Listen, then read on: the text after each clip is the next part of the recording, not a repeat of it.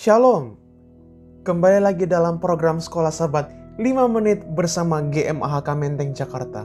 Program ini hadir setiap harinya untuk memastikan jantung kerohanian kita untuk tetap berdetak. Pada kali ini kita akan mempelajari pelajaran Sekolah Sahabat hari Kamis dengan judul Pengembara yang Gelisah. Wah, kalau misalnya kita baca pelajaran Sekolah Sahabat kita, apa maksudnya dari pengembara yang gelisah? Ternyata kita akan belajar pada hari ini dari Kejadian 4 ayat 1 sampai yang ke-12. Di mana ternyata pengembara yang gelisah tersebut adalah Kain. Jadi apa sebetulnya yang membuat Kain menjadi pengembara yang gelisah, atau bahasa Inggrisnya di dalam New International Version, a restless wanderer. Mari kita buka Alkitab kita sama-sama di Kejadian 4 ayat 1 sampai 12.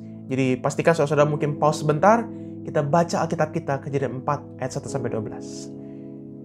Jika sudah, kita lanjut. Ternyata apa yang membuat Kain menjadi pengembara yang gelisah atau a restless wanderer, atau kalau misalkan di dalam bahasa Indonesia terjemahan baru dikatakannya adalah seorang pelarian dan pengembara di bumi. Yang artinya bahwa kalau seorang pelarian tidak akan berhenti ya. Seperti judul di dalam bahasa Inggris, a restless wanderer, pengembara yang tidak pernah beristirahat. Jadi ternyata dikatakan bahwa ini merupakan akibat dari Kain tidak mengikuti perintah Tuhan. Bagaimana kalau misalnya kita pelajari, seharusnya Kain membawa persembahan seperti yang Habel bawa, yaitu Habel mengikuti firman Tuhan. Tapi ternyata Kain tidak percaya, Kain bersungut, malah membawa korban yang lain sehingga tidak diterima oleh Tuhan. Ketika Tuhan berkata bahwa Kain akan menjadi a restless wanderer, pengembara yang gelisah, pengembara yang tidak akan pernah beristirahat dari pelariannya. Bukan Tuhan yang membuatnya seperti itu, melainkan itulah yang terjadi sebagai akibat dari tindakan berdosa dan ketidaksetiaannya ataupun ketidaktaatannya. Jadi intinya adalah bahwa ternyata Tuhan memberikan hukuman atas dosa yang diperbuat oleh Kain. Mari kita juga baca di ayat yang ke-13 sampai ke-17.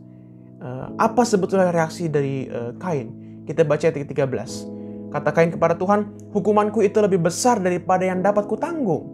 Ayat 14, "Engkau menghalau aku dari sekarang dari tanah ini, dan aku akan tersembunyi dari hadapanmu, seorang pelarian dan pengembara di bumi.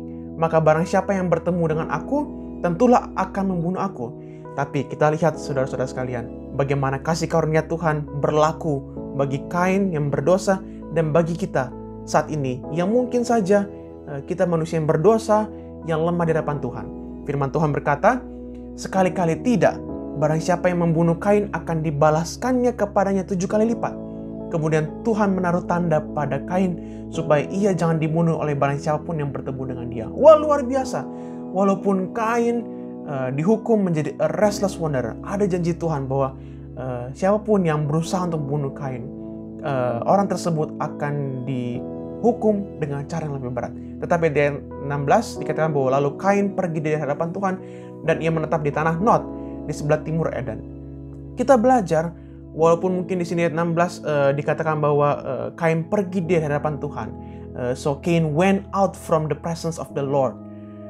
Tetapi kita tidak tahu ya apakah Kain betul-betul lari dari hadapan Tuhan ataupun tidak percaya kepada Tuhan. Tetapi di sini kita belajar bahwa ketika kita mencoba lari dari hadirat Tuhan, pada saat kita lari dari firman Tuhan, kita akan menjadi a restless wanderer, menjadi pengembara yang gelisah, menjadi pengembara yang tidak henti-hentinya untuk tidak mendapatkan peristirahatan.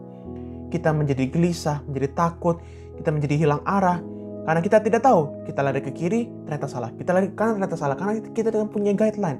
Tapi di sini kita belajar bagaimana secara tersirat Tuhan ingin kita pada saat kita melakukan dosa, kita berbalik kepada Tuhan.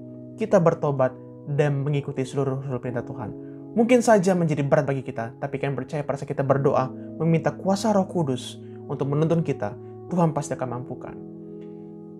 Besok kita akan kembali terhubung dalam pelajaran Sekolah Sahabat 5 menit.